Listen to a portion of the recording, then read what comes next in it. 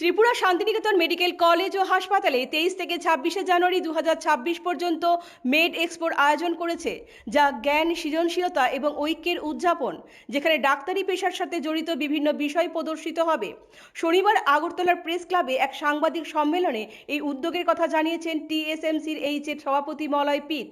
তিনি বলেন, মেড এক্সপোতে প্রায় 100টি কোম্পানি এসে যোগ দেবে। তারা চিকিৎসা সামগ্রী বিক্রি করবেন।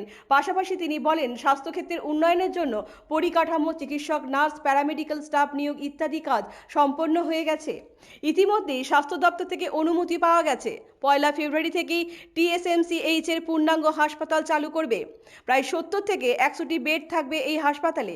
থাকবে cancer unit, MRI, CT scan ইত্যাদি। মেড এক্সপোতে 100 জন প্রফেসর এবং অ্যাসিস্ট্যান্ট প্রফেসর থাকবেন। তারা চিকিৎসা শাস্ত্রের উন্নতির বিষয়ে তাদের অভিজ্ঞতা এখানে শেয়ার করবেন। সেই সঙ্গে তাদের আগামী দিনের কি ধ্যান ধারণা রয়েছে তাও এই এক্সপোর মধ্য দিয়ে প্রকাশ পাবে।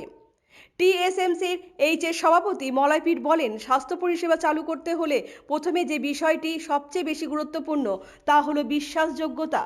আর মানুষের মধ্যে এই বিশ্বাসযোগ্যতা অর্জন করে মিডিয়া। তিনি বলেন, মিডিয়া যাতে শান্তিনিকেতন মেডিকেল কলেজ ও হাসপাতালে আসেন এবং তারা এই বিষয়ে সবকিছু যাচাই করে মানুষের কাছে স্বাস্থ্য পরিষেবা গ্রহণের বার্তা দেয়। শান্তিনিকেতন মেডিকেল কলেজ ও হাসপাতাল চাইছে রাজ্যের মানুষকে স্বল্প মূল্যের বিনিময়ে স্বাস্থ্য পরিষেবা প্রদান করতে। এই হাসপাতালে ইতিমধ্যেই 10 টাকার বিনিময়ে প্রতিদিন ওপিডি পরিষেবা প্রদান করা হচ্ছে। সকাল 10টা থেকে বিকেল 5টা পর্যন্ত ওপিডি পরিষেবা চলে।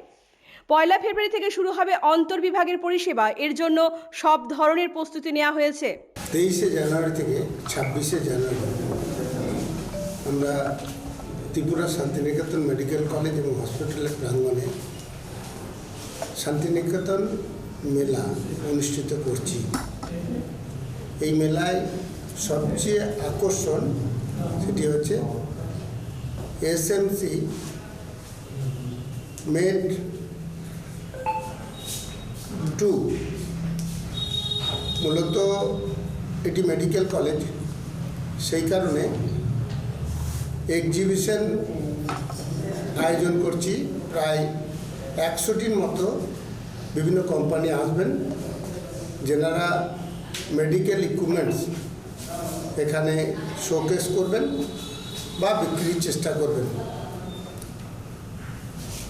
100টির মতো প্রফেসর এবং অ্যাসিস্ট্যান্ট প্রফেসর আসবেন, যেনারা হেলথ সেক্টরে কতটা ডেভেলপমেন্ট হয়েছে, তাদের সেক্টরে কি চিন্তাভাবনা করছে ওয়ার্ল্ডব্যাপী থেকে শুরু করে ত্রিপুরায় কীভাবে হেলথ সেক্টর ডেভেলপমেন্ট করবেন বা করব, তার একটা নলেজ আমাদের এবং সাধারণ মানুষকে দেওয়ার চেষ্টা করবেন।